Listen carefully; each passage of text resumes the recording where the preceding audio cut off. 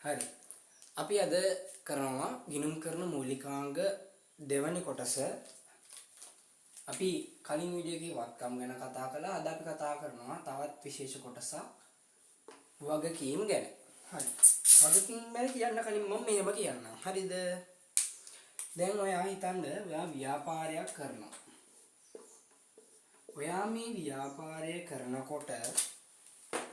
මේ ව්‍යාපාරය කරනකොට ඔයා යොදන මුදලක් රුපියල් ලක්ෂ 8යි. රුපියල් ලක්ෂ 8යි. ඔයා යෙදුවනම් මුදලක් අපි ඒ මුදලට කියනවා ප්‍රාග්ධනය කියලා. ප්‍රාග්ධනය කියලා කියනවා. මේ තමයි ඔයා යෙදවපු මුදල. මේ ව්‍යාපාරය පවත්වාගෙන යන්න. දැන් මේ ව්‍යාපාරය පවත්වාගෙන යනකොට ඔයාට ටික දවසක් යද්දි සල්ලි මදි වෙනවා මේ ව්‍යාපාරේ නඩත්තු වියදම් සහ ඔය එක එක වියදම් වලට මේ ඊට පස්සේ ගැනුම් සඳහා මේ වියදම මේ මුදල මදි වෙනවා. ඒක නිසා ඔයා මොකද කරන්නේ? ඔයා බාහිර පාර්ශ්ව වලින් මුදල් ගන්නවා. දැන් ඔයා හිතන්න උදාහරණයක් වශයෙන් ඔයා මහජන බැංකුවෙන් ගන්නවා රුපියල් ලක්ෂ 5ක්. මහජන බැංකුවෙන් ගන්නවා රුපියල් ලක්ෂ 5ක්. ඊට පස්සේ ඔයා සම්පත් බැංකුවෙන් ගන්නවා රුපියල් ලක්ෂ 8ක්. මොකටද මේ ව්‍යාපාරය පවත්වාගෙන යන්නේ? හරිද? ඊට පස්සේ දැන් ඔයාගේ මේ ව්‍යාපාරයේ බඩු තොගය ඉවර වුණාට පස්සේ ඔයා කාගෙන් හරි ණයට බඩු තොගයක් ගන්නවා. ණයට බඩු තොගයක් ගන්නවා කීයද? රුපියල් 50000යි. දැන් ඔයා මෙතන ඔයා යදවපු මුදලනේ අපි කිව්වේ ප්‍රාග්ධනය කියලා. ඔයා මේ පිටින් ගත්ත නේද සල්ලි? පිටින් ගත්ත නේද භාණ්ඩ? මේ ඔයා යොදවපු මුදල හැර ඔයා බාහිර පාර්ශවයකින් ගන්නව නම් ණයට අපි ඒක කියනවා වගකීමක් කියලා. හරිද? එතකොට දැන් ඔයා මේ අරන් තියෙන්නේ ඔක්කොම වගකීම්. ඔයා අනිවාර්යෙන් මේවා දවසක ගෙවන්න ඕනේ. ගෙව්වේ නැත්තම් මොකද වෙන්නේ? ගෙව්වේ නැත්තම් ඔයා ඒ නීති උල්ලංඝනය කරනවා කියලා මෙතන වැටෙනවා. ඒක නිසා ඔයා අනිවාර්යෙන් මේ ණය ගෙවන්න ඕනේ. අපි කියනවා මේ සියලුම මුදල් මේ ලක්ෂ 8, මේ ලක්ෂ 5, මේ ලක්ෂ 8, මේ 50000 මේ ඔක්කොම මේ අයිතිකාරයට අයිතිනේ. මේ ඔක්කොම දැන් මේ ව්‍යාපාරයට අයිති. අපි මේකට කියනවා ව්‍යාපාරයේ හිමිකම කියලා. ව්‍යාපාරයේ හිමිකම කියලා. බලන්න චූටි කතාවක් මෙතන වෙන්නේ. අහගන්න ඔළුවට දාගන්න. අයිතිකරු යොදවනවා මුලින්ම මුදල ප්‍රාග්ධනය. හරිද? ඊට පස්සේ මහජන බැංකුවෙන්, සම්පත් බැංකුවෙන් සහ ඔයා වෙනත් කෙනෙක්ගෙන් ණයට බඩු තොගයක් ගන්න. මේ සියල්ලම එකතුව අපි කියනවා හිමිකම කියලා. හරිද? ඔන්න දැන් බලමු අපි වගකීමක් කියන්නේ මොකක්ද කියලා. දැන් ඔයා දන්නවා වගකීමක් කියන්නේ බැංකු ණයක් වෙන්න පුළුවන්, ණයට ගත්ත දෙයක් වෙන්න පුළුවන්. අපි අනිවාර්යෙන් දවසක ගෙවන්න ඕන දෙයක් තමයි වගකීමක් කියලා කියන්නේ. අපි බලමු වගකීමක ලක්ෂණ. දැන් වගකීම් නිර්වචනය කිරීම සඳහා වගකීමක ලක්ෂණ 3ක් තියෙනවා. අපි වත්කම් වලත් ලක්ෂණ 3ක් කතා කළානේ. ඒ වගේම වගකීමක ලක්ෂණ 3ක් තියෙනවා. ඒකේ පළවෙනි එක තමයි අතීත සිදුවීමක ප්‍රතිඵලයක් වීම. අතීත සිදුවීමක ප්‍රතිඵලයක් වීම තමයි පළවෙනි එක. දෙවෙනි එක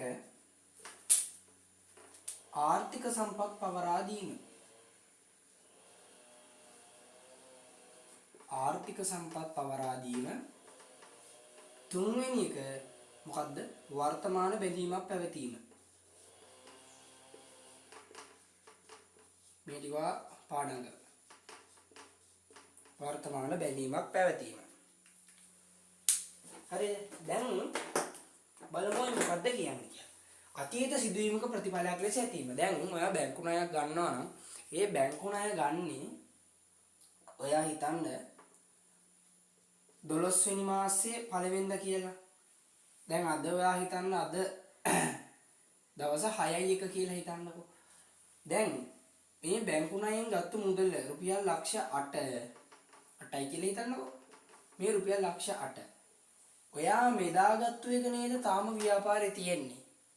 හරිද? තියෙන්නත් පුළුවන් නැති වෙන්නත් පුළුවන්. අතීත සිදුවීමක ප්‍රතිඵලයක් වෙන්න ඕනේ. මේක මේ ගනුදෙනුව අතීතයේ සිද්ධ වෙච්ච දෙයක් නම් ඒක වගකීමක් වෙනවා. ආර්ථික සම්පත් පවරා දීම. ඔන්න මේක පොඩ්ඩක් ඔළුවට දාගන්න ඕනේ ඔයා. අපි වගකීමක් බේරුම් කරන කොටස් 5ක් තියෙනවා. හරිද? අපිට පුළුවන් වගකීමක් ඒ කියන්නේ ණයක් ගෙවන්න මුදලින් ගෙවන්න පුළුවන්. එහෙමත් නැත්නම් තව ක්‍රමයක් තමයි වත්කම් පවරා දෙන්න පුළුවන්. වත්කම් පවරා දෙන්න පුළුවන්. එහෙමත් නැත්නම් තවත් ණයක් ගෙන ඔබේ ණය ගෙවන්න පුළුවන්. එහෙමත් නැත්නම් අයිතිකරු විසින් මේ ණය බේරුම් කරන්න පුළුවන්. අයිතිකරු විසින් මේ ණය බේරුම් කරන්න පුළුවන්. අවසාන වශයෙන් ඔයාට සේවා සපයන්න පුළුවන්. සරල උදාහරණයකින් මම මේක පැහැදිලි කරන්නම් ඔයාට. මුදල් කියන්නේ ආර්ථික සම්පතක්. ආර්ථික සම්පත් පවරා දීම. දැන් ඔයා හිතන්න ඔයා යාළුවෙක්ගෙන් රුපියල් 100ක් ණයට ගන්නවා ඉස්කෝලේදී. හරිද? රුපියල් 100ක් යාළුවෙක්ගෙන් ණයට ගන්නවා ඉස්කෝලේදී. ඔයාට පුළුවන් මේක මුදලින්ම ගෙවන්න. ඔයා පහුවදා ඇවිල්ලා රුපියල් 100ක් දීලා ඔන්න මචං ඔන්න මම ණය ගෙවුවා. ආයි මම ඔබට ණය නැහැ කියලා කියන්න. එහෙමත් නැත්නම් ඔයාට තව පුළුවන් වත්කමක් පවරා දෙන්න. හරිද? මේක ඔළුවට දාගන්න. වත්කමක් පවරා දෙන්න පුළුවන්. ඒ කියන්නේ මොකද්ද? ඔයාට පුළුවන් ඔයා ගාව තියනවා නම් ඔයාගේ පැන්සල් පර්ස් එකේ රුපියල් 100ට හරියන මොකක් හරි. ඔයා හිතන පැන්සලක් කියලා. ඔයාට පුළුවන් මේ පැන්සල දීලා ඔයාගේ ණය බේරෙන්න. ණයෙන් බේරෙන්න. පැන්සල දුන්නා ඔන්න මම මේ රුපියල් 100ට හරියන්න මොන හරි දුන්නා. දැන් මම ණයෙන් නිදහස්. ඔයාට එහෙම කියන්න පුළුවන්. එහෙමත් නැත්නම් ඔයාට තුන්වෙනි ඔප්ෂන් එක තියෙනවා. මොකද්ද තුන්වෙනි ඔප්ෂන් එක? ණයක්ගෙන ණයක් බේරනවා. දැන් ඔයා මෙයාගෙන් ගත්ත රුපියල් 100යිනේ. ඔයාගේ අනිත් යාළුවගෙන් රුපියල් 150ක් ගන්නවා ණයට. රුපියල් 150ක් ණයට අරන් රුපියල් 100ක් මෙයාට ගෙවනවා. ඔයාලා ගත්තේ රුපියල් 50ක් තියෙනවා. හැබැයි ඔයා මේ 150ක් ගෙවන්න ඕනි කියලා ඔළුවේ තියාගන්න ඕනේ. ණයක්ගෙන ණය ගෙවනවා. එහෙමත් නැත්නම් තව ක්‍රමයක් තියෙනවා.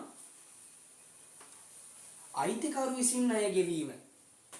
මොකද්ද මේ අයිතිකරු විසින් ණය ගෙවීම කියලා කියන්නේ බලන්නකෝ. ඔයා ගෙදර යනවා. ගෙදර ගිහිල්ලා අම්මගෙන් ඉල්ලනවා අම්මේ මම මෙහෙමද අරයාගෙන් ණයක් ගත්තා. මට ඒක ගෙවන්න රුපියල් 100ක් දෙන්න කියලා. ඔයා පහුවදාට අම්මගෙන් රුපියල් 100ක් ගෙනල්ලා මෙයාට දෙනවා. ඊට පස්සේ ඔයා කියනවා ඔන්න මචං මම ණයෙන් නිදහස්. මං ආයෙ උඹට ණය නැහැ කියලා. හරිද?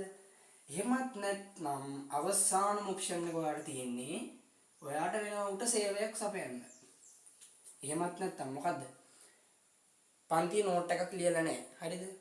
දැන් මේක කියනවා හරි මට රුපියල් 100 එපා. ඔබ මගේ නෝට් එක ලියලා දියන්කෝ කියලා කියනවා. අන් ඒ වගේ ඔයාට පුළුවන් සේවයක් සපයන මේ වගකීමෙන් නිදහස් වෙන්න. ඔන්න පහ වගකීමකින් බේරෙන කොටස් පහ මේක මොනවද? මුදලින් ගෙවන්න පුළුවන්, වත්කමක් පවරා දෙන්න පුළුවන්, ණයක්ගෙන ණයක් ගෙවන්න පුළුවන්. හරිද? ඊට පස්සේ හතරවෙනියට පුළුවන් ඔයාට අයිතිකරු විසින් ණය ගෙවීම පුළුවන්. අවසාන වශයෙන් සේවා සපයලා ණයෙන් බේරෙන්න පුළුවන්. ඔළුවට දාගන්න. වර්තමාන බැඳීමක් පැවතීම. දැන් ඔයා දන්නවා මම මේ කිව්ව 12යි එක ගත්ත ණය රුපියල් ලක්ෂ 8 තාම ව්‍යාපාරයේ තියෙනවානේ. තාම ඒ ලක්ෂ 8න් ව්‍යාපාරේ මොකක් හරි අඩුම වහලේ හරි හදලා ඇතිනේ. ඉතින් ඒක වර්තමාන බැඳීමක් කියන්නේ ඔයා අනිවාර්යෙන් මේක ගෙවනකම් ඔයාගේ ව්‍යාපාරය හෝ ඔයා එක්ක මේක බැඳිලා තියෙන්නේ. හරිද? ඒක නිසා ඔයාට මේ ලක්ෂ 8 වර්තමානයේදී එහෙම නැත්නම් අනාගත දවසක අනිවාර්යයෙන්ම ගෙවන්න සිද්ධ වෙනවා. ඒක තමයි වගකීමක ලක්ෂණ තුන විදිහට අපිට ගන්න පුළුවන් වෙන්නේ. ඊට පස්සේ තියෙනවා අපිට වගකීම් වර්ගීකරණය.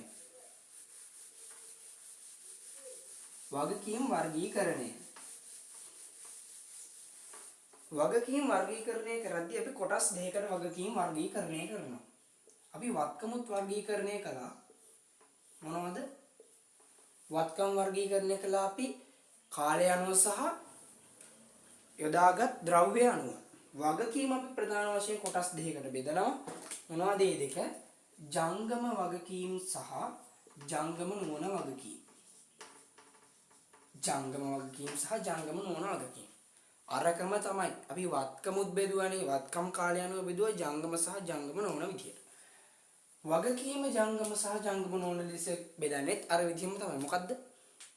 ජංගම කියන්නේ ව්‍යාපාර ඒකකයක් තුල වසරකට වඩා අඩු කාලයක්. ඒ කියන්නේ හරිද? ඔළුවට දාගන්න මාස 12කට අඩු කාලයක්. පවතින වගකීම් අපි කියනවා ජංගම වගකීම් කියලා. චූටි සිද්ධියක් ඔළුවට දාගන්න තියෙන මාස 12කට අඩු කාලයක්. ඒ කියන්නේ වසරකට අඩු කාලයක් පවතිනවා නම් ඒක ජංගම වගකීම්. ව්‍යාපාර ඒකකයක් තුල මාස 12ට වැඩි කාලයක් පවතින වගකීම් අපි කියනවා ජංගම නොවන වගකීම් කියලා. උදාහරණ වශයෙන් අපි ලිස්ට් එකක් ලියමු. මේ ටික පාඩම් කරගන්න. හරිද? ඔයාට ජංගම නොවන වගකීම් යටතට බැංකු ණය ගන්න පුළුවන්. බැංකු ණය සාමාන්‍යයෙන් ඔයා ගෙවන්නේ අවුරුද්දකට වැඩි කාලයකට නේ. සමහර විට අවුරුදු 5කට ගෙවන්න ගන්න පුළුවන්. ඊට පස්සේ උකස් ණය, ණය කර ඔන්න ඔය වගේ දේවල් ඔයා අනිවාර්යෙන් මාස 12කට වඩා වැඩි කාලයක් ගෙවන්න බලාපොරොත්තු වෙනවා. අපි ඒව කියනවා ජංගම නොවන වගකීම් කියලා. ජංගම වගකීම් නම් ඔන්න බලාගන්න. ඔයාට තියෙනවා නම් උපචිත වියදම්. මොනවද උපචිත වියදම් කියන්නේ? ගෙවිය යුතු වියදම්. හරිද? ඒ කියන්නේ ඔයාගේ ව්‍යාපාරයේ ඔයා තාම ගිණුම් කාලච්ඡේදය තුල ගෙවලා නැති වියදම් අපි කියනවා උපචිත වියදම් කියලා. ඊට පස්සේ ණය හිමියෝ. ඔයා කාගෙන් හරි ණයට බඩු තෝගයක් ගත්තා නම් ඔයා ඒ මුදල අවුරුද්දක් යන්න කලින් අනිවාර්යෙන් බේරුම් කරන්න වෙනවා. ඒක ඔයාට ජංගම වගකීමක් වෙනවා. ඊට පස්සේ බැංකු අයිරාව. බැංකු අයිරාව කියන්නේ මොකද්ද? ඔන්න අහගන්න.